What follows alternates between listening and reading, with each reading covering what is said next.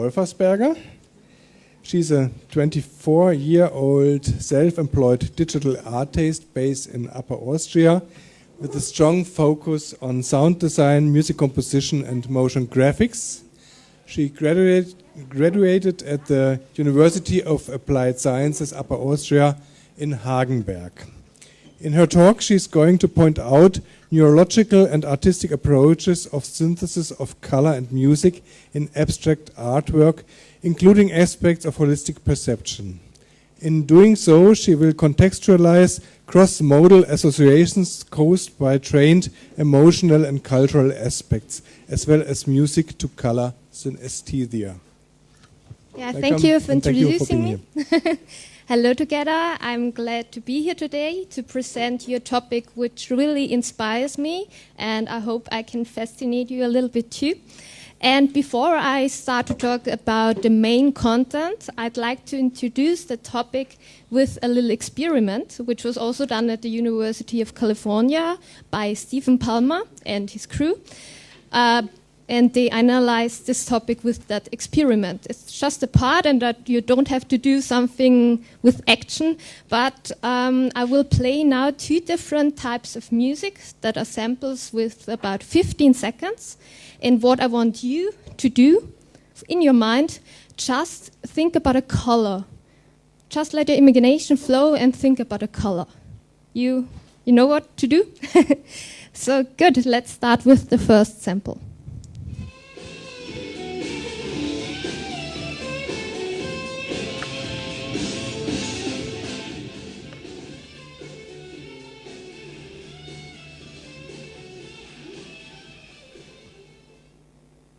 So that was the first example, and that's the result of the 30 people who were attending on that experiment, and they had to choose a color palette with different tones and saturation, lightness, and what we can see here, that many of the people kind of chose saturated, reddish, black color. Maybe some of you also assigned such color with the music.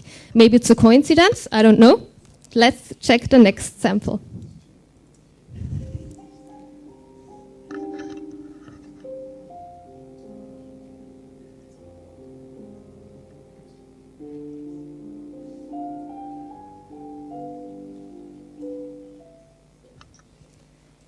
Yes, and these are the results. Maybe one or the other also thought about desaturated color, like bluish, violet, or something like that. And it's not a coincidence that we do assign color to certain types of music. There are many studies who show that we tend to assign special color to special music. And I'd like to point out in my talk why we do that, and how do we react on kind of special music to color associations. And I'd like to kind of show some artistic approaches about that topic. Good. My title of the topic is Holistic Perception Through the Synthesis of Color Music. What do I mean by that? Let's imagine a kind of abstract audiovisual music visualization. We have the music, of course, and on the other hand, we have colors, we have forms, and when we bring the both parts together to one kind of whole artwork, there is something happening, because we have kind of synchronous moments, we have kind of actions which are correlating with each other, what would not exist when we just imagine one or the other part separately. And so we get more than the sum of each part. So we kind of create, as artists, kind of new aspect, a new level of interpreting the whole music, the whole artwork. And that's the thing I want to talk about today. And first of all, I will go further into perceptive approaches to understand what I mean and what we have to consider. And afterwards, artistic approaches to have kind of projects where we can reflect this kind of theory. Just generally speaking of color, how do we perceive color? We all know that color is subjective kind of way how we interpret light, because light has no color. We just interpret it in because of our eyes, because of the cones. We have 3 different types of cones represented by the curves who are reacting on kind of light waves. And these curves, these 3 types of cones we have, are not similar in everybody's kind of eye system. They can differ from people to people. Some of them already have 4 kind of curves. They can see even more color. So we can't say that everybody perceives color in a similar way. We have often other perceptions. And on the other hand, there's a study of Hella Eva, who did a research with about 1,000 people who had to assign color to certain emotions, to certain words. And as we can see at this example, red is assigned to love and as well as rage. And so this shows we can't say that red always means one thing. We have to consider other colors which influence the kind of meaning, the kind of effect of colors as well. So it's not easy to say something clearly. And on the other hand, the music perception. Music is kind of learned when we grow up. We have to understand the musical structure. We have to learn what is rhythm, what is kind of a melody. And we all grew up in different cultures, so we know other kind of music which we grow up and which we understand. On the other hand, we have, of course, the psychological impact, which is pointed out at different studies from Hefner Kate, to mention somebody, and Grundlach Ralph, who are kind of early researchers who already found out what is also kind of said today, that we perceive major and minor keys differently, certain melodies, certain intervals. You have to, maybe if you're interested, go further in it. I will just mention it right now. And of course, we also have the physiological impact. Music has an impact on our blood circulation, on our body temperature because of frequencies, amplitude, and so on. So music and color both we learn this perception because of psychological aspects, because of cultural aspects, traditional, and as well as political ones. We do associate certain music styles with certain genres and certain colors with certain symbols, for example.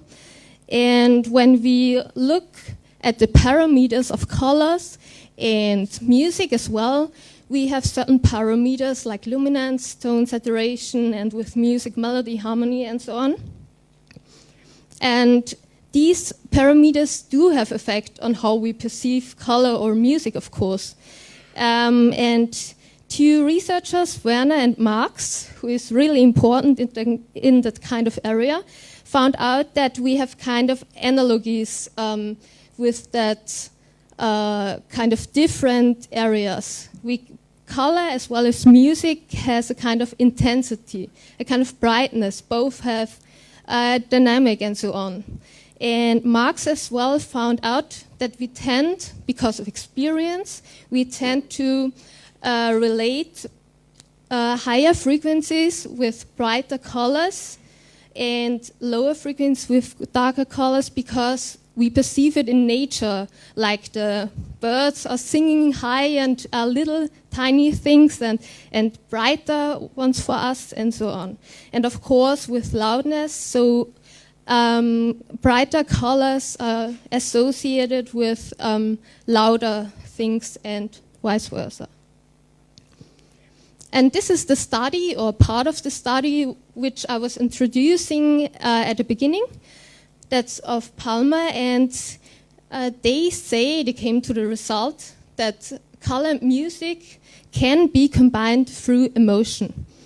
At the left part, we can see that happy feelings are bothly kind of connected with red, and saturated or kind of brighter colors, and as well as with faster major music. And on the other hand, we do kind of connect weaker, sad music with desaturated and bluish color, as well as minor and slower songs. But that experiment is really interesting, but they don't consider one really important thing, which is kind of individual. They don't kind of ask about the context we are perceiving color in music, or kind of how we perceive it. Because this picture, I don't know, maybe one or the other knows about it, we all perceive it in a different way because of the light constants. If that's kind of, when we have morning or evening, we have different light temperatures, and because of that we kind of see objects in another light, but we do know that this is white, of course, but we have kind of yellowish light. And people who are thinking that this kind of dress is in black and blue, that they are considering that this could be a kind of darker bluish atmosphere. And on the other hand, I do see this kind of dress in gold and white. Actually, it is in black and blue, but I do consider it as a kind of yellowish light atmosphere, and that's the reason why you can't say that we all perceive color in a similar way. That's one kind of example for that.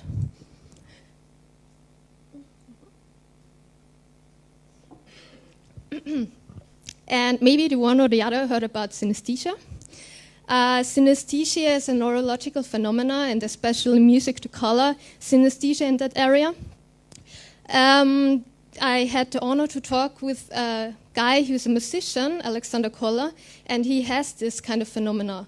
And he describes it when he hears music in a kind of way, he perceives color synchronously.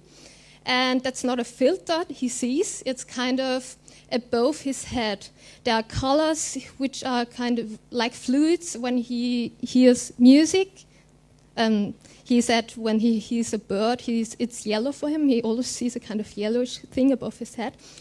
Or when he closes his eyes, he also sees this color thing in his head. And we have to differ between music to color associations, which we do because of learned things, and synesthesia, because synesthesia has nothing to do with such associations we do in general. It's a kind of, researchers said in this year at the Max Planck Institute, they found out that it's because of a certain change made in the DNA. And because of that, certain areas in our brains are connecting while they perceive music. And that's in the kind of music to color synesthesia, but because there are other kinds of too. And that's because this kind of thing is happening. Everybody who is synesthesia doesn't see the tone C, for example, in green. No, it's really differently. There are people who see kind of emotional music genres in different colors or tones, as I said, or kind of intervals and so on. And it's not dependent from the context, it's independent from it, and it's always the same kind of system which is behind this kind of synesthesia. And now we come to the artistic kind of part where I want to show you some pieces to understand how artists use this kind of music to color associations. The first one which were done is with Socrates. He already thought that colors should be assigned to certain intervals because they have kind of other feelings. We kind of perceive it in another way as well as colors. And what I want to talk about in special way is the Bauhaus, where because of in this time the artist wanted to simply create a system, a universal system, which all which says to all artists how to connect music and color together. And Kandinsky had a kind of system. He said that he is assigning color to kind of instruments. So yellow is representing a trumpet, red is representing a tuba, or dark blue a cello. And as we can see in his pictures, he wanted to kind of interpret some music he already heard in one piece of art. And so these pictures are also called improvisation, composition, that are kind of words we know from the music area. And Klee as well did the kind of, he also interpreted music in his artwork. And in this one, he thought about taking the musical structure into the artistic visual way. And that's the representation of polyphony. You have more melody lines, and you can show, and he shows it with some fading out forms, and different melodies are represented by different forms. And Kandinsky also emphasized that forms are really important for how we perceive kind of color, of course. And to be more concretely, and here's some music again, I'd like to present you two really interesting kind of music visualizations from two artists who independently did the artwork to the same kind of music. That's the Hungarian Rhapsody No. 2 from Franz Liszt. And let's see what they do with each of that artwork.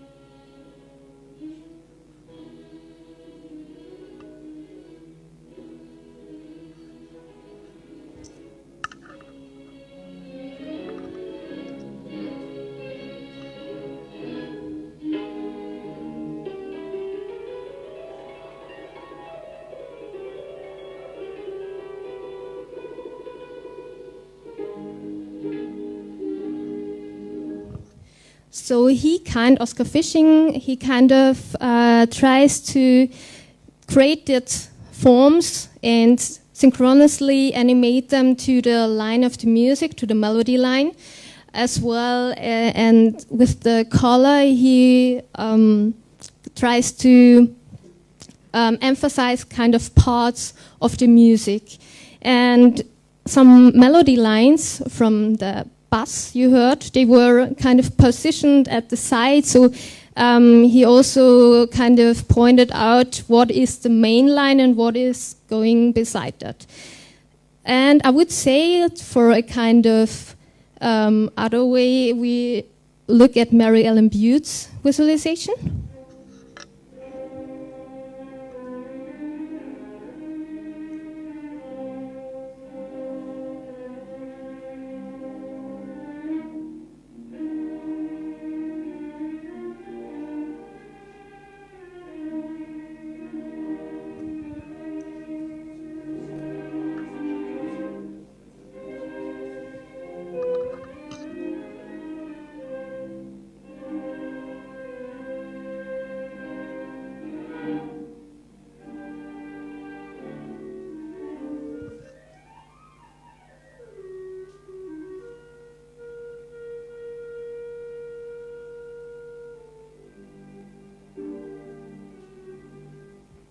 So as we can see here, Mary Ellen Bute is kind of emphasizing some parts of the music. She does not have lots of synchronous, she does have synchronous points, but not always. And she, with that and with kind of great kinds of colors which are taking the picture apart, with that she kind of emphasizes the dynamic and parts of the music.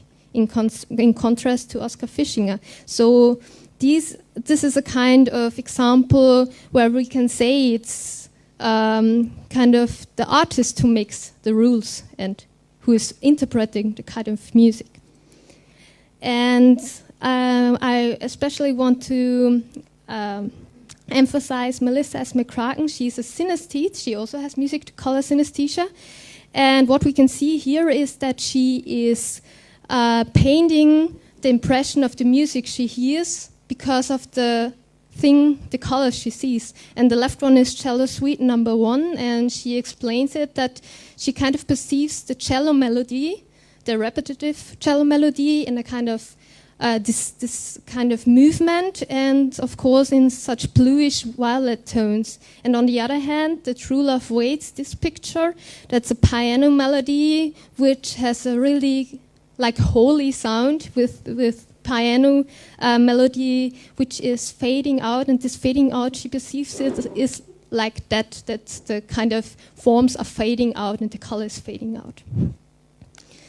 So altogether, to kind of answer the question I was saying at the beginning, how does color and music together induce a holistic perception? We saw the different artists with their different kind of systems. They often, because we have a kind of tension to assign color to music because of experiences, because we all are growing up in the same kind of culture, but they don't use especially this kind of color in the music visualization. They have their own systems, and by breaking the systems, by adding variances, you get even more than just a reductionistic system. So C always means green, or blue always is major, or something like that. With kind of variances, we get a kind of new way of interpreting the whole artwork, and that's the reason why we kind of have a holistic perception. And what we also have to consider are inter-individual aspects. As I said before, we all perceive color, music in a different way, and it also depends on when do we kind of see an artwork, how do we see it, and so these aspects also influence the holistic perception, of course. Yes, and if you're interested in the kind of synesthesia I mentioned before, there were 2 projects which really inspired me as well from the University of Applied Arts Vienna, Digital Synesthesia with Katharina Xöllpointner and her colleagues. And there were many really inspiring artworks with kind of which contextualized that synesthesia, and sound frame with Eva Fischer. She also did a kind of a similar, but with other artists, an exhibition. So if you are interested, I recommend that. Yeah, if you have questions, don't hesitate to ask me, and thank you.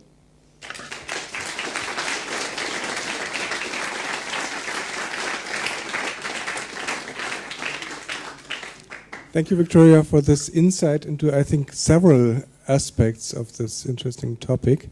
May I open the question for the audience? Any questions? Thank you. I observed myself in the test in the beginning, and I saw that I firstly see a picture or a situation. And in this, Jimi Hendrix, for example, and Jimi Hendrix is yellow, but I don't see yellow. But is there, did they make the research whether you really see the color, or you has an association to a situation that represents the color? No, the task was really, you had a kind of color palette in front of you, and you had to choose between such kind of things. And that's a kind of way you say it. People do assign kind of images to certain music as well, and that's what influences our kind of perception as well. Yeah. I was wondering myself when listening to Jimi Hendrix, because you have this very typical coloring in the album covers. Yes. And I was automatically drawn to these colors on these albums. So I wasn't independent in my listening, actually, to what I heard. And the second one was kind of a satie-like piano piece, and Satie was, mad about white. So I was seeing white in this case just by my knowledge which I had behind. But it was not my perception, it was my kind of reference I have from my historical background. Yeah, so and that's what we have to consider into individual aspects, into knowledge, as you said, yeah. More questions? More questions? Okay, I would have another question. In how far do actual algorithmic visualizations respect these findings from these studies? Yeah, we do have, of course, artists. I do artworks by my own, of course, too. And they have a kind of system, of course, which lies behind it. But when it's generative, you have kind of random thing. And this random thing is changing parts of the system. And that's why we perceive it then holistic as well, yeah. And they don't make use of the studies or the findings of these studies? Maybe they do, but I think we all have in common that we have a general tension to do that because of psychological, emotional, symbolic aspects, and we are maybe doing it without thinking about it. But I'm sure that there are artists too who don't want to do that they assign colors to certain emotions because we all do it. They want to kind of break that rule, and that's also an interesting thing yet then, yeah. Thank you. Still no more questions? There's one. You mentioned that it differs from person to person how they perceive color in holistic perception, but is there also a difference in how they how we can perceive their pictures of the perception? For example, we know a score to read from left to right, but can we interpret these pictures also from left to right, or is it from top to bottom? Or it's the recipient's point of view, so it is often the case in abstract artwork that the artist kind of has his own system behind it, but the recipients are kind of interpreting something really, really other than the artist had in his mind. So I agree with you, that's kind of the recipient who kind of reads the artwork, yeah. Okay, so there's no combination in, for example, that every person who has holistic perception sees it like the other. Do you mean synesthetic, holistic in general? Yeah. Yeah, you mean that? Sorry. Okay, good. That's something else. Yeah, the people who have this kind of condition, they always see it kind of the same thing. They have a kind of system behind it, and it's always the same. But some or most of the people don't know that it's a kind of phenomena what they have. They think that all of us do have that. And Alexander Koller, who I was talking with, he said that he didn't reflect it after he met me because I was asking him, and we met at the train for some coincidence. And when he reflected it, he kind of had a pattern he knows because of his how he grew up, but it was always part of him, so he does not know whether it could have been the other way. Yeah. Okay, thank you. Okay, in order, I'm sorry, to stick to our tight schedule, I have to ask you to continue the discussion, please, during the lunch break. Sorry for that. And thank you again, Victoria, for your talk.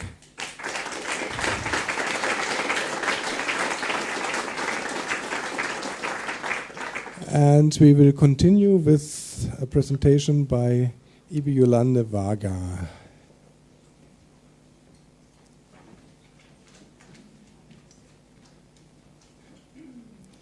So I will introduce her while she is setting up. Iby-Jolande Varga studied piano and music education at the University of Music in Vienna. She took advantage of her background in the fine arts and developed her own multimedia language. Partly her work is devoted to the field of music promotion, both in free artistic projects and for official institutions. She will present an overview over a wide range of multimedia projects, all of which make use of animation to communicate music. Spotlights will be shed on specific details to explain some of the concepts they are based on. And you can see her work also outside during the breaks. She will show you from her laptop several pieces she has done. So, welcome, Iby. Thank you. Where is it? Okay, where is it? This one. Okay. Good morning. My name is Iby-Jolande Varga, and I will show you through a wide range of projects, which I gave this quite complex and long title, which is a description, an English description of a term, which is in German one term, subsuming all those meanings, which is Musikvermittlung. It is about communicating, presenting, promoting music in different fields like education, musicology, or even video work. This long descriptive title could suggest that I will talk universally about this subject, but in fact I will talk mainly about own work, both free artistic projects and commissioned work. And all of it has a very practical aspect to it, because you have to promote music in a visual world in which we are living right now. All of it started back in the 1990s when I had done my first 2 animation films. And I think the easiest way to get into this is to show you a trailer which I put together for this occasion for you, and just go into it. And it's quite long, about 5 minutes.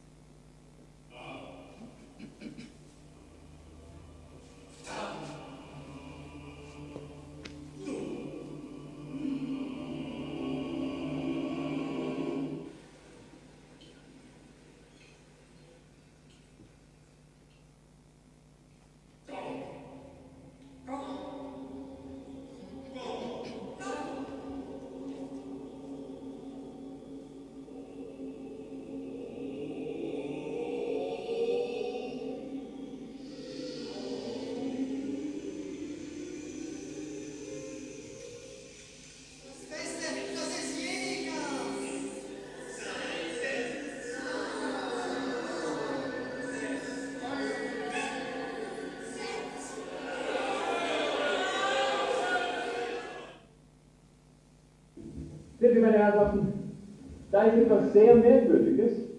Diese Melodie hat ein ungeheures Band und die fängt an mit dem A und ihr höchster Ton ist dieses G. Wie stimmt denn das zusammen? Nun, das lässt sich eigentlich sehr einfach sagen. Ich kann eine ganz einfache Melodie vorspielen, wie diese so.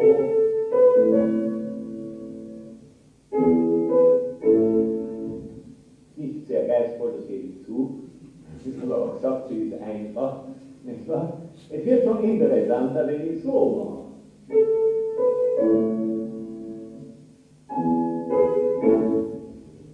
Und das ist eigentlich der Sinn dieser Melodie.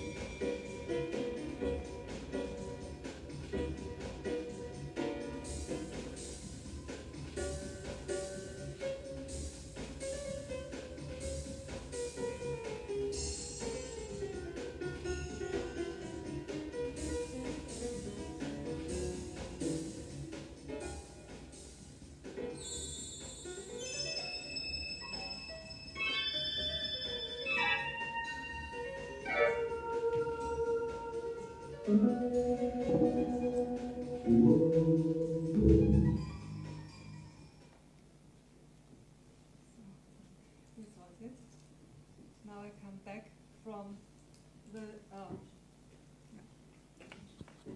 from the musical universe back to 1992, where I would like to show you my sources of inspiration for the first attempts in the realm of presenting music in the visual world.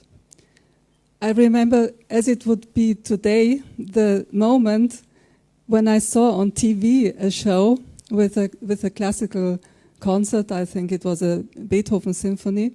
And to my astonishment, there was glittering water, foliage in the wind as a visual element going with it. And as you probably know, there is the notion of absolute music in the classical music, which has no associations to the real world or to the visual world or to even to concepts in or poetry or literature. It pulls its meaning out of its own right, its own structures and its own developments.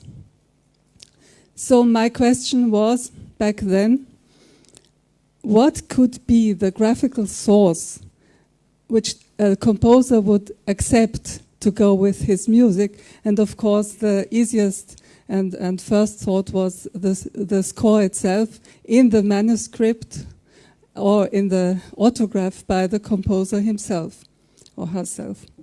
And I remembered at my musical studies at the university that almost all lectures about music theory were accompanied by slideshows which were projected to sounding music. And especially I remembered back then, back to that time, that that we heard this piece by Karl-Heinz Stockhausen, and I found this score online for this presentation. And it was a music that had sounding, flowing sound without any special rhythms and I thought in that lecture back then that I would like to see the score not as slide, but as moving image. So this was my starting point for doing such visualizations. And other inspiration sources were, of course, like medieval illustrations which combine illustrations, texts, and scores. So, oops, that was too much. Well, I sat down and typed, that was the analog era, through and through, and I typed down a concept where you can see this little detail which will be essential for the next, for the piece that you saw, Zaubersprüche, Spells by Heinz Kartochwil. Back then I worked at the music university, I had kind of a student job, and all the professors came to a place where they copied their their manuscripts for the handouts and so on. And it was at the same time a kind of library, phonothek, where I worked, and I copied these handouts and gave it to some professors which were composers at the same time. And the first I gave it was Heinz Kartochwil, and he went into the library and came back in 2 minutes with a score and a recording of the score. And it turned out to be an ideal piece for realizing it in this way. Yeah, okay. But soon it turned out that we had a severe problem. The original manuscript was lost. Apparently the publisher had just thrown it away. So the composer was so nice to make a new original score for me for this film. Here you can see the 2 versions. So, and now the next problem appeared in the analog era. We hadn't got any digital means to take the time of recording. So I bought a stopwatch. I even made a photo of it back then. And yeah, that's true. But it had to be pressed by hand. Yeah. Yes, that's true. So you see here my first stop times, which were the basis of this project. And now I want... my idea would be to take an imaginative magnifying glass and go into one little detail of this project to shed a spotlight on the concepts behind it. Because, of course, the problem is if you want to take scores as a graphical source for visual effects to go with music, you have the problem that probably a big sound is on the score only 3 little dots on the line. So you haven't got a graphical impact that you would have in the sounding world. So my idea was to ask the composers if they would agree to have some additional effects going with their music. And in this case, he was very generous. He wanted as much effect as possible. And my idea was,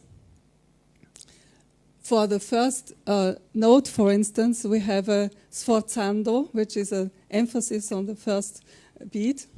And my idea was to make a kind of visual upbeat coming from before the beat towards this note. Here you have this little detail, what I'm talking about right now in the score. And my first storyboard, and you see the scales which were used to make the animation in the right time, according to the timing that I took. So here's the next. Yeah, here's some more from the next steps. Concept art. And the nice thing about this idea of a visual upbeat was that it had also a metaphorical meaning for this piece of music, which I was lucky to have to start off with, because it wasn't abstract music. It has associative elements because it's based on a medieval spell, and the medieval spell says "Inspring habt bandun," which means spring out of the chains, free yourself from the chains. And interestingly enough, the composer composed it in a different way than it was conceived. He made a kind of action film out of it, an action music. He first depicts the chains and then springs out of it. So it's in the other way around than in the original. And so in the visual version of it, I used the upbeat towards the first note as a metaphor for the chains, and then the springing out. There I make a visual effect on the beat, from the beat away, to depict the springing away. I will show you this detail. Sorry.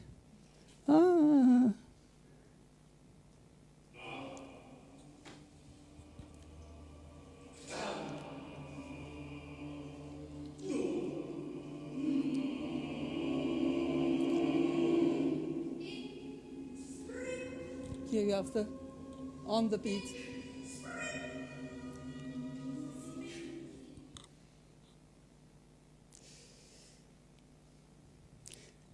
And to end this chapter, a little glimpse into the making of the scenery. And if you like old cameras, it's my Arriflex with a single frame generator. The whole film was made with 16mm film. And that meant that it was had to be very concentrated, the work, because editing such... Oh, I see. Editing such a complex film would have been difficult. So this was my magnifying glass. Now I will go through the other projects in a more superficial way.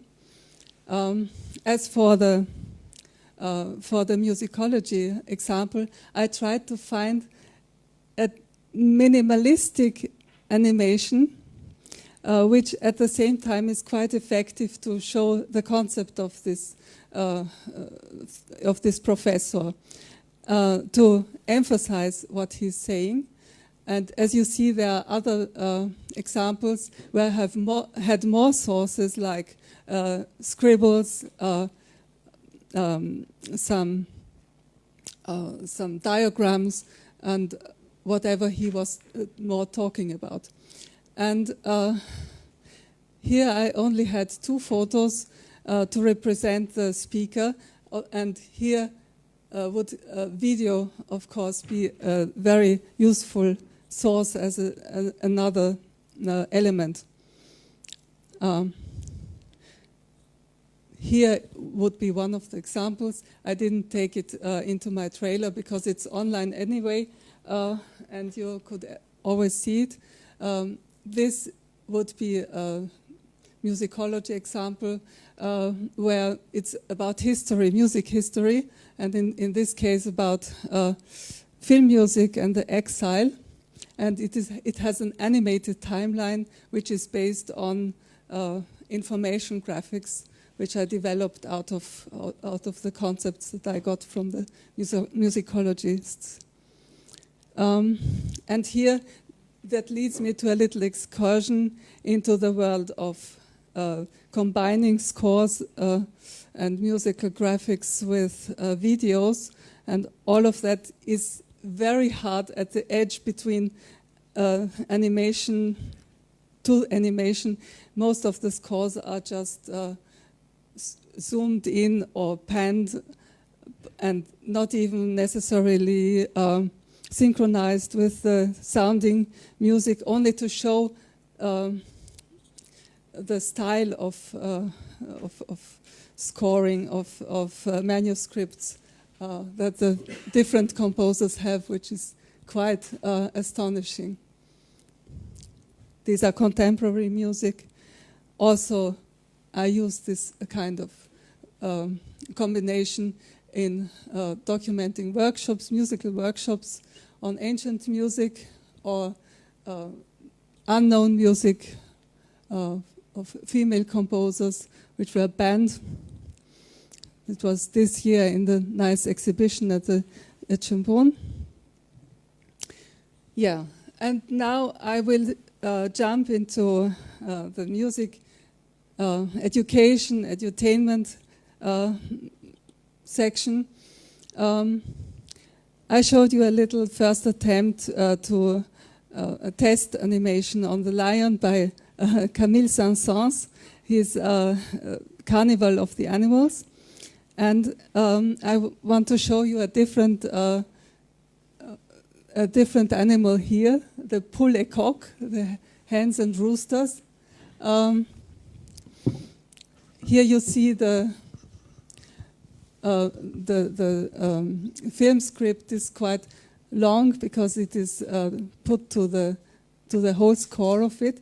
But why I wanted to go into the poule et coq will come in the next screen. This was again a bit of a making of. This was a historical finding which I find quite interesting in this context. It's a kind of a circle. We started out with Saint-Saëns and his carnival and his hens, and I found that I thought it was my idea to put scores into talking bubbles, but in fact it was invented already in 1650 by Athanasius Kircher in his Musurgia Universalis. And almost at the same time, we have a musical piece which depicts the hens. And interestingly enough, the circle is closed now. This piece was edited by Camille Saint-Saëns. So probably it was a source of inspiration for him. Yeah. So you have to come to an end, I'm afraid. Yeah, sure. I will. Yes, yes. It was shown in Haus der Musik, and this was quite a nice place to realize other like interactive projects. And this is probably not even so important to show it here because I've got it here on my laptop, and we'll sit outside and you can try both of those installations, both the name game from Mozart, the alphabet, based on the alphabet, and the contemporary music example, which is by Karl-Heinz Essel, and which has a filmic idea floating over the visual and the musical level. Okay. Yeah. Okay. I have to thank you and to interrupt you here. Yeah. To leave room for one or two questions. Thank you. Are there any? No, there are no questions? Yes, there's a question. I ask myself, is it perhaps a kind of rape of music to visualize it? Because it is a very personal thing. Yeah. For example, if you have program music that describes a scene, everyone sees this scene completely different. Yeah. And I don't want to see how someone else does see it. That's a big problem. Yes, and also that's one of the reasons why I never realized this film yet. But now I think I've got an idea to relative, to make it a bit more relative, to set it into a different setting where this is only a part of, and you can really know it is it is only a game with visuals. And also, like in this example, it was very important for me to have an overall film idea, which makes it clear that it's a film and not a visualization of the music, because I never have visual associations to music. So I'm not synesthetically inspired. So this is quite strange, probably in this context. Thank you very much for this very inspiring talk. Here I am. I wonder, how do you spread and how do you distribute your ideas? Is this on DVD? Do you go to schools to talk to them, or is it commercially successful what you do? Because I think this is so valuable for pupils and students and so on. Thank you very much. Well, this is a big problem for artists, at least for me, and I know others too, that it's more interesting to work on the next film than to spread the finished things. But as you saw, that's why I put the videos in there where people are playing with it to tell you that, of course, it is lovely to see people interact with the results. And now I started this project with the Journey to the Musical Universe, and there I see myself forced to go to the public with it. So there you will have 5 journeys to the chaos, to the order, world of order, where you find the celestial bodies of the musical universe, like the circle of fifth, and you will go to the world of rhythms and the melodies and the sounds, realm of sounds. So thank you again very much. May I add one small comment, perhaps? That I think your work becomes more and more important in times where music education at schools become worse and worse. So this is another way to approach classical and traditional music, certainly, and I think it's fun doing it and watching it. Thank you very much. Thank you very much. Yes, and also it's my experience. I missed it so much when I was a child. So this my project for Journey to the universe of music is somehow as a kind of autobiography. A little girl who lives on in her own little world gets a piano, and as soon as she touches the keys, it turns into a piano planet and takes her into the musical universe, and that was my experience. So this is quite authentic. Thank you. Thank you very much. Let's continue with our next 2 speakers who have been here last year already, and I'm very happy that they came again. And Maria Kallionpää is a composer and pianist currently working as an art assistant professor at the Hong Kong Baptist University and as a composer in residence at the Mixed Reality Laboratory of the University of Nottingham. She has previously worked as a postdoctoral fellow at the University of Aalborg. Her artistic research focusing on gamification as a composition technique is one of her major issues. As a winner of the Fabrica Young Artist Development Program of Opera di Roma, Kallionpää was commissioned an opera that was premiered at the Teatro Nazionale Rome in 2017.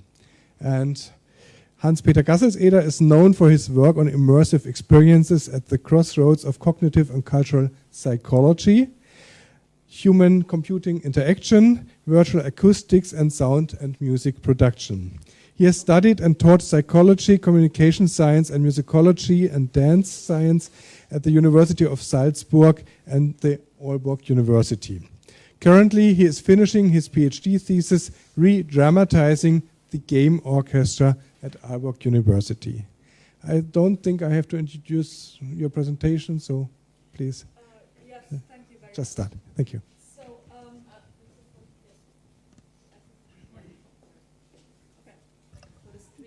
So, yes, thank you. It might be probably easier for the stream indeed to listen to us. Yeah, as everybody can see, our title is Evolving Opera, so we are going through 2 operas of mine, including the one which Michael just mentioned, the one in Rome. So basically, our point of interest is how technology can enhance a new opera performance and the whole operatic tradition, and how the new technologies in also in recordings can kind of give more life to the opera performances or the operas and to communicate them to wider audiences. So nowadays there are more interesting technologies by which we can give the audience kind of a more lively experience of how the opera is more immersive. So anyway, new technologies in general have helped the composers to achieve more modes of expression. For instance, there are modes of artificial intelligence, robotics, virtual reality tools, and all sorts of extending techniques or instruments that can be used to enhance the operatic expression. Moreover, we have nowadays very good softwares, performance-based softwares like Max MSP and Ableton Live, for instance, that can help to intertwine the composition itself, the musical classical composition, and theatrical performance, as well as audience interaction. So, of course, this can help us to provide more interesting compositional techniques, as like, for instance, algorithmic composition techniques, or even nonlinear storytelling, or musical forms. Moreover, opera can also function as a platform for the researchers, for artist researchers, and also there we can draw all sorts of conclusions between the interaction between the audience members, performance and composition and staging, and also the audience might in some cases even have a chance to participate to the operatic performance. So basically the challenge is how to obtain new audiences for opera, and I think that for this implementation of new technologies can actually help us, because we can then reach out to people who necessarily wouldn't be so interested in opera in the first place. And of course, as mentioned, composers can themselves find new musical language to satisfy the needs of contemporary audience members. And as said, opera is in general a form which basically everybody has an opinion of. So some hate it, some like it. Also many composers have thought that opera is dead. Nonetheless, like sonata and symphony, people are nonetheless listening to it, and people are commissioning those works, and there are all sorts of reasons why. And we think that this overall development of this art form might have participated to it. So here are a couple of examples of state-of-the-art contemporary opera, what has been going on. So for instance, Sir Maxwell Davies already challenged the concept of storytelling in his chamber opera Miss Donington's Margot, in which he is basically going through the themes of memories and forgetting, and he has this kind of a very fragmentary storyline there. And then there is composer Van Era, who is very different from that, so who has used, for instance, 3D projection as part of his staging. And then there is a work from Mika Hytiainen. His work Omnivore is the very first mobile phone opera. So this is not staged anywhere, but people can actually follow it up with their mobile phones.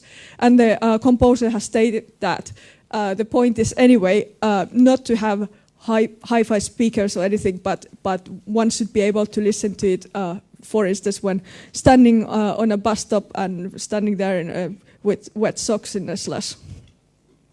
So anyway, now we are getting to my projects. This is the first one which Hans-Peter recorded was She. That's based on Henry Rider Haggard's adventure novel. And this was a commission at the of Opera de Roma. And this opera also includes, for instance, theremin and magnetic resonator piano extended instruments to underline the dramatic structure of the work. And Hans-Peter did the first ever VR recording of this one, of which we will discuss later. Then another example is Croak, which is the first ever puppet theater opera, which I composed last year and which was performed in Finland in March. I composed it together with another composer, Markku Klami, and there are human-sized puppets that are kind of creepy. So you will see some pictures of them. So here you see, but also the lights and staging are strongly participating to the exceptional storytelling structure of this. There is, yeah. There are singers in this case? Yeah, there are singers. Wait. Well, anyway. You will see some singers later. So basically the singers are standing next to those puppets. So the puppets are kind of in the center of attention, but we are not hiding the singers either. Also the puppeteers move those puppets on stage, so everything is visible. I think Hans-Peter could continue from here on to discuss the exceptional recording projects of this. Yeah. All right, can you hear me? Great, all right. Well, welcome to the Immersive Opera and the experience of producing a VR experience. Yeah, there's 2 times experience, actually. One should think it's as simple as just, saying it's cool and just hit record.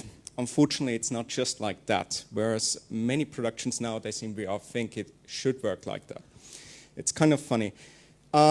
Maria already mentioned that She and Croak, the 2 operas she wrote, represent the first full-length recordings of an opera in an immersive format that supports 360-degree 3D video and audio for playback and control in virtual reality. These projects showcase differences in the application of immersive recording techniques, not just due to the content, but also circumstantial requirements. Here it's mentioned whether it's stage design, directing, musical material, orchestral layout.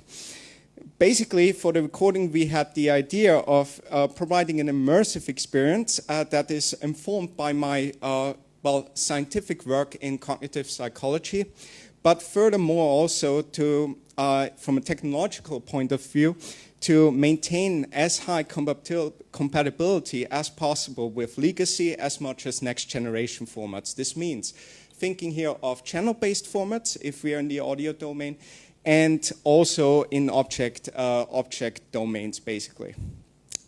Now, both recordings have a common paradigm, so that that we provide a perspective that is otherwise unattainable to an audience member of the live show. In that sense, basically, these circumstantial requirements added to the complexity, as we had to take into account also legal considerations. For the first project, that is She, we opted for a 2-dimensional 360-degree format that was to account for the entirety of the stage properties being simulated by projections on a translucent screen that was positioned anterior to the characters on stage. So the camera, basically, or the position that the viewer or user finds him or herself in at the end of the experience, provides a view towards the stage right in front and the orchestra at the back or rear view. At the same time, though, we wanted to mimic a two-dimensional perspective in reference to the mythological character of the narrative. This goes in line with the actual staging of the opera that tried to do the same thing. So that's why we actually placed the main camera rig closer towards the characters on stage. As a camera, we used the Insta360 Pro in 2D at 8K resolution, and we positioned it approximately 2 meters to camera objects. That's rather close, because normally what you're trying to do in VR is that you position your camera about 4 to 6 meters from your object of interest. For several reasons. There are technical reasons or considerations, like, for example, stitch lines and so on. I'm not going into that now. But anyway, moving the camera closer to your object of interest, well, comes with additional problems. But anyway. Still, this allows users to experience the characters from up close, but also to zoom out of the equirectangular source. That is an option we provide in the bundled user interface. This way, the users get a view of the overall canvas that the stage design was intended to convey. For audio, on the other hand, we also used a similar rationale by placing a prototype third-order ambisonics microphone. Specifically, this was the Sylia ZM1D that was kindly provided by the manufacturer, Sylia, in front of the orchestra. So basically at the level of the conductor. So rather close to the orchestra, one should think. Too close for a standard recording scenario. This acoustic perspective was chosen to underline the staging, meaning everything that was placed in front of the spectator, but also to add the sense of place, so offering a more holistic acoustic representation of the situational context with a less direct and more reverberant sound reaching the microphone by positioning the microphone further back from the camera rather than placing both at the same position.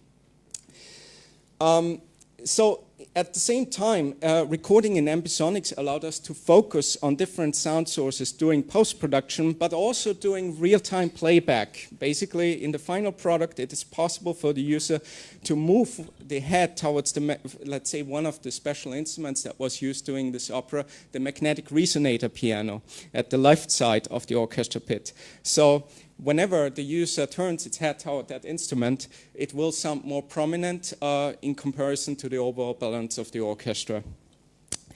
So when reflecting in the sense of an early review of the methodological insights gained while recording She, for the visual domain, one could state that we actually wanted to create an added sense of being there, of presence, by moving closer and thus offering more detail on the character interactions.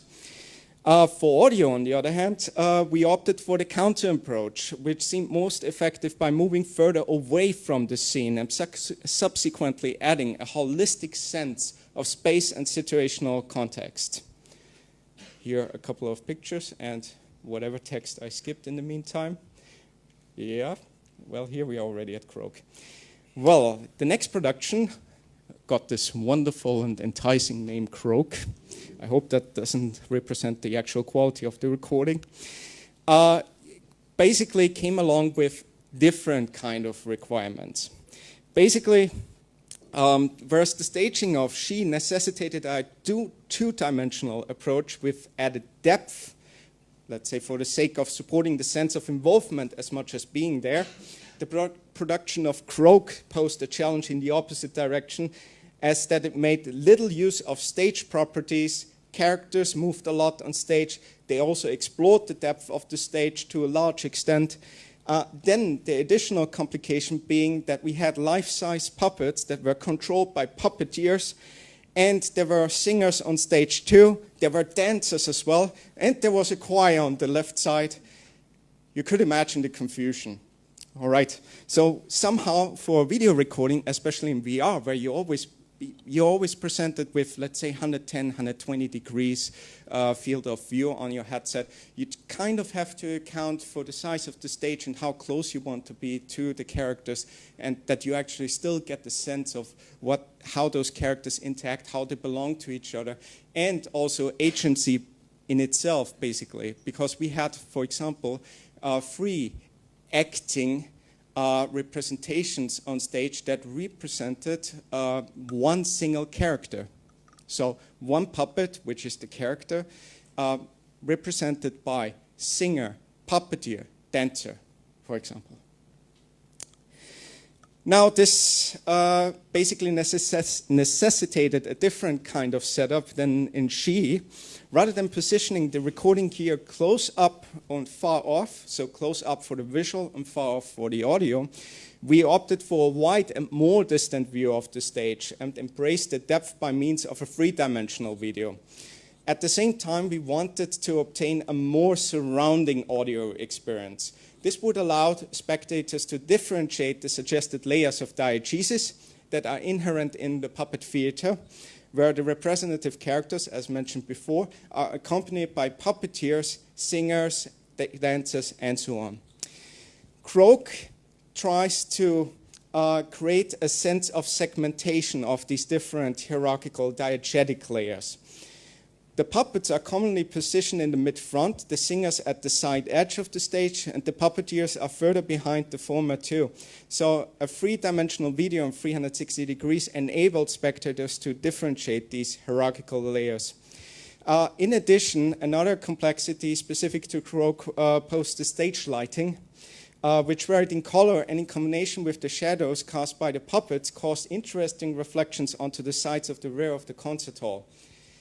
These reflections were mainly visible from the audience's perspective. So basically, the stage design in itself already opted for a virtual, well, not virtual experience, but a 360-degree experience, basically, where you would look around not just towards the front, but also towards what's going on at the back and the projections that you get to see along the walls of the concert hall. So we recorded with our main camera rig, the Insta360 Pro, in 3D at 6K resolution, and this time placed it approximately 6 meters at the edge between the stage and orchestra pit, again, so that you would be able to see whatever is going on stage in front and what's going on at the orchestra at the back. But in addition, we also used a secondary 360-degree camera setup between the first row of the audience seating area as well as above the conductor in the orchestra pit. In the final VR experience, the user can change perspectives during playback when zooming out from the footage recorded on the primary camera that was closer towards the stage, and the footage recorded with the secondary camera that was about at the point where you would expect the audience to see it. Still rather close to the orchestra, so you would be somewhat connected to all that. Shall we show some of the We will. clips? We will. Just a second. We also developed a custom player that runs in Unity 5. And unfortunately, I cannot showcase you this here right now. It only works on a VR headset and a rather beefy computer. But we also managed to go for a 2.5-dimensional approach, meaning that we mapped the flat surfaces obtained from the stereo video onto 3D objects. And by making use of cube projections and static displacement maps, we basically enabled a 6 degrees of freedom 3D environment. If time allows, I might go into detail later on. Now we just quickly check some of the videos. Okay, first we look at She, and in that sense you also get to see how much this evolved as a recording project in itself. Notice the crappy audio, sorry for using this word. But basically, this is now from the camera and not from the actual recorded. I give you a reason for that later.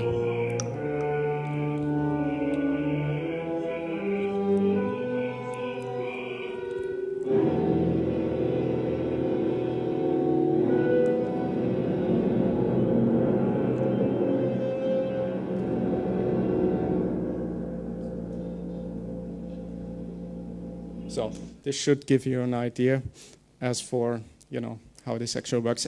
The issue is actually that we found that when showcasing stuff on YouTube, you actually and you use ambisonics material, there are serious phase cancellation issues actually that lead to parts of the audio not even appearing on the footage. That's why we actually opted for using the camera audio here. This is no public footage yet because we intend to release this at the later stage with our custom bundle software that renders these audio elements correctly. So, but we also have something else to show you. That is Croak, the puppet opera specifically. Okay. So there you see how the actors and puppeteers move on the stage. Yeah. There's also some additional detail here to be mentioned. I'm going to go in deeper into that later on if time allows. But because of legal considerations, we were not allowed to, or we are not allowed to publish the orchestra or release any footage with the orchestra recorded. Now, this came along at an unexpected stage. So basically, I had to design the recording setup so it would allow us later on to focus on different sound sources on stage, specifically the singers and the special instruments that were in use, and later on to separate them from the overall mix so I could then replace the orchestra with a virtual orchestration of mine, which sounds very realistic.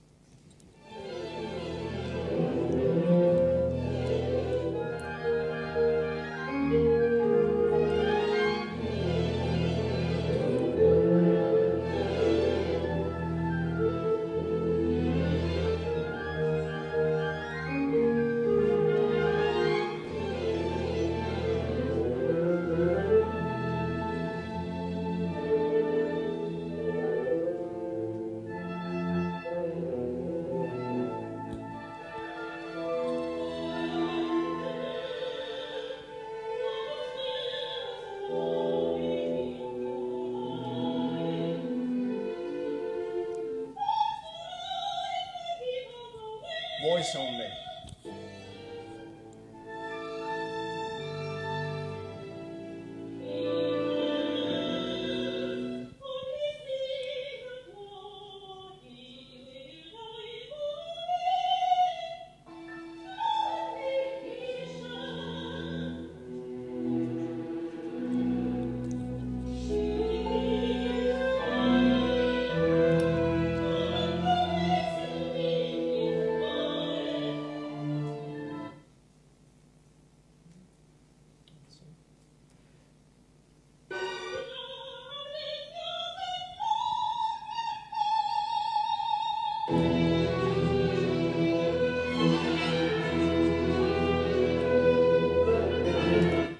And I would like to add, imagine I separated this from tutti recordings. So the orchestra was blaring there, right, really in fortissimo.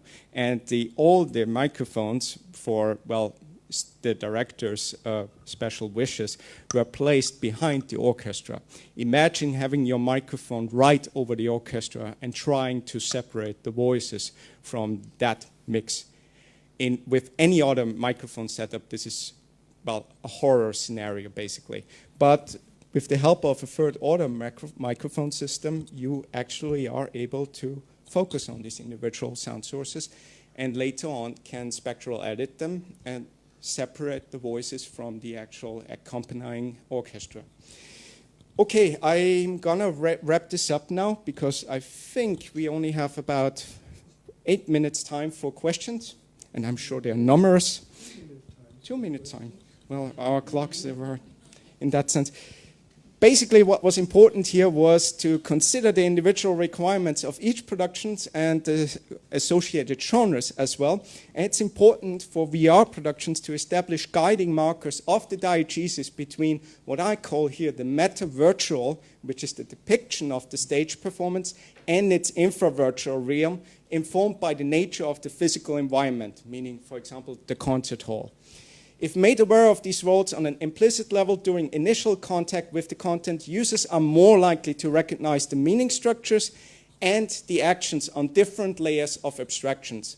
giving users of VR an initial understanding of the relevant and modal representations of each of these realms bulbs, an authentic representation of a truly immersive experience that is more than a documentation of its original performance. Maria and Hans-Peter have spoken. Thank you very much. Thank you.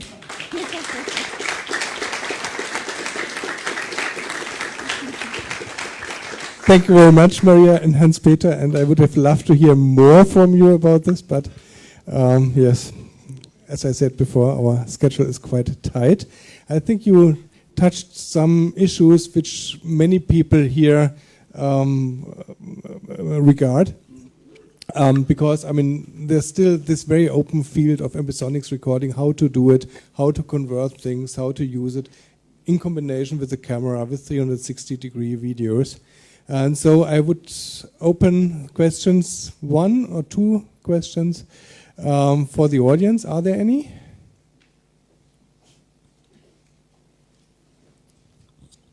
Thank you for the nice talk. So my question is, did you consider some spatial audio in your opera when you think about new concepts for operas like Olga Neuwirth is using that for, I think, Lost Highway was it, a few years ago? So 64 loudspeakers around the audience and using spatial sounds? Unfortunately, sorry, this wasn't part of the actual staging, but our system in Unity basically uses these audio objects that we extracted from the recording and places them at different positions. So it doesn't necessarily use 360-degree audio in that sense, but I would say it goes about 180 degrees, well, perhaps 220 degrees. So it's never right behind your head. The reason for this is that anyone who ever tried binaural audio playback, placing audio objects behind your head is incredibly difficult. If you don't have a bespoke HRTF or anything that is specifically tailored to your anatomy, it's unlikely going to work. I would, however, like to add here something, because I didn't have the chance previously, and I'm going to hijack this discussion for that purpose, sorry. What we are currently also working on in collaboration with the CTO of Zulia is, that's Thomas Czernicki, he developed that system originally that I'm going to talk about now just for a second, is volumetric simulations of ambisonics. So not just doing volumetric video, but also basically transferring that to the audio domain. And what we did was basically positioning lots of third-order ambisonic microphones, a very expensive endeavor, I can assure you, around the object of interest. Let's say piano, okay, a Yamaha disc clavier in that case. And basically then using the recorded material from each of those ambisonic microphones and blending them while you move in the Unity environment. And we actually even working on a format that can encapsulate that information. But more about that perhaps next year, who knows. Another thing I just wanted to add that I am now in process of planning a new opera, a third opera, and in that one we will take these technological tools as part of the musical expression, so they will be composed in, but that's the next level. Oh, well, I have a question. Maybe you said it already and I missed it, but about the placement of the camera, because it's in both settings, it's between the stage and the orchestra. Yeah. And I was wondering, why didn't you use like more camera angles or place it in the middle of the stage, or where the also the puppets or the people could react directly to the camera? Yeah, you just said it. Circumstantial requirements, basically, again. The puppets, the puppeteers, dancers, and all the actors on stage were moving quite a lot in that production. So placing there any additional object would have come along with other kinds of problems, and them, you know, running into the camera and so on, which we don't even own, so an additional issue here. But what we actually did was we hanged one of the Insta360 Pros from basically we had it hanging right over the stage. So you get this kind of bird's eye view also in 360 degrees.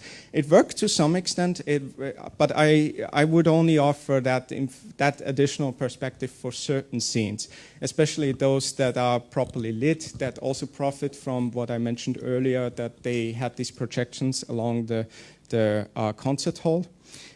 You actually get a very nice impression from that perspective. But whenever there is more darkness surrounding the whole place, which is quite typical for opera, opting for such a perspective doesn't necessarily make that much sense.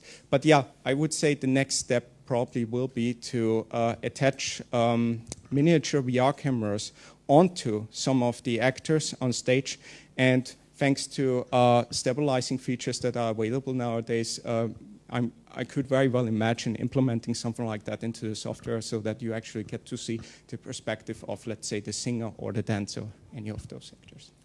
Thank you very much, Maria and Peter, again.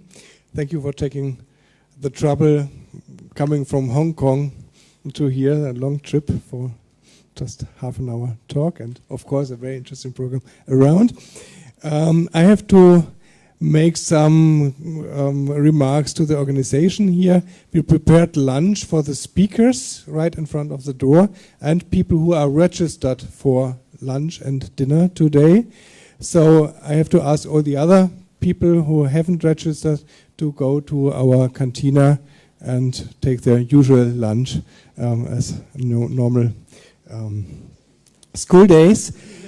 We will meet again at 2 o'clock in the large assembly hall, and in between you can take the opportunity to at 1 o'clock, sorry, yes, at 1 o'clock, of course, at 1 o'clock, and you can take the opportunity during the break and listen to all the installations and demos we have prepared in the big hall here right in front and on the first floor and in our Klangkugel sound sphere at the 3rd floor, where you can listen to compositions by our master students in 3D. Thank you very much.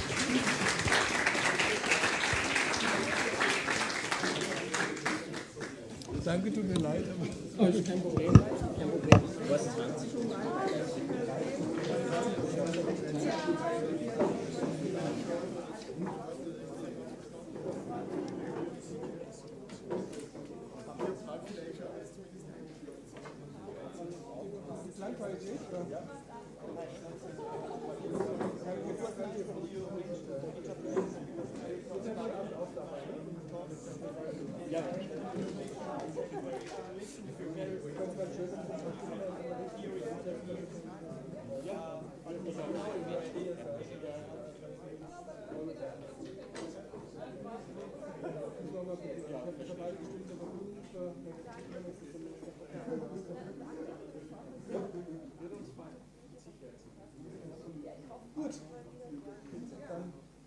Enjoy your lunch.